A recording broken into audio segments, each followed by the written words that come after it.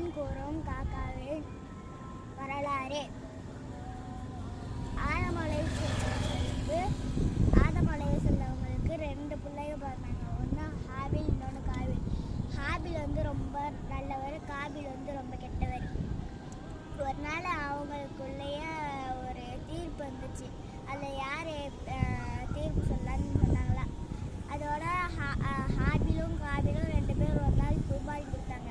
குர்பானி கொடுக்குறப்போ ஹாபிலோட குர்பானியை மட்டும் எல்லாம் ஏற்றுக்கிட்டான். காபிலோட குர்பானியை வந்து எல்லாம் ஒன்றே ஏற்றுக்கலை. அதோட காபில் வந்து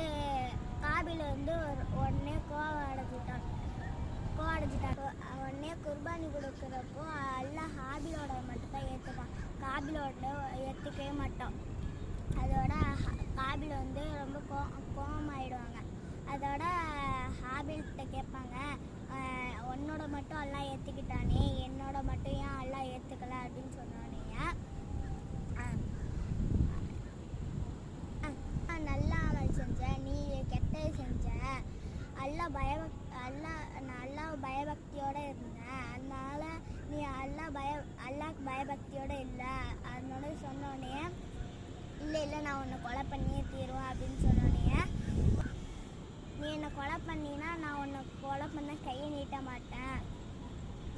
அதோட சொன்ன உன்னோட பாவத்தையும் என்னோட பாவத்தையும் நீனே சுமந்துக்கோ அப்படின்னு சொன்னோடனே இல்லை நான் உன்னை கொலை பண்ணியே தீரும் அப்படின்னு சொன்னோடனே கொலை பண்ணிடுவாங்க. கொலை பண்ணோடனே ஐயோ கொலை பண்ணியாச்சு, எப்படி புதைக்கிறேன்னு தெரியலையா அப்படின்னு சொன்னோடனே உடனே ஒரு காகத்தை அனுப்பி விடுவான். காகத்தை அனுப்பி விட்டோடனே ஒரு காகத்தை அனுப்பி விடுவான். அதை தோண்டி காமிக்கிற மண்ணை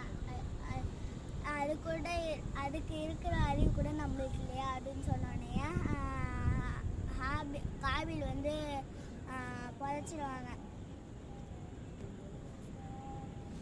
இதுலேருந்து என்ன புரியுதுன்னா, கொலை பண்ணக்கூடாது, பொறாமையும் படக்கூடாது. காக்காயிட்ட கற்றுக்கிற நல்ல விஷயமும் இருக்கு. காக்கா எப்படி ஒன்று கூடுதோ அதே மாதிரி காக்கா எப்படி ஒற்றுமையாக இருக்கோ அதே மாதிரி நம்மளும் ஒற்றுமையாக இருக்கணும். காக்காக்கு ஏதாச்சும் ஒன்று ஆயிடுச்சுன்னா நிறையா காக்காவும் வந்துடும். அதே மாதிரி தான் நம்மளும் என்ன பண்ணணும், ஒவ்வொருவங்களுக்கும் ஹெல்ப் பண்ணணும். அஸ்ஸலாமு அலைக்கும் வரஹ்மத்துல்லாஹி வபரகாத்துஹு.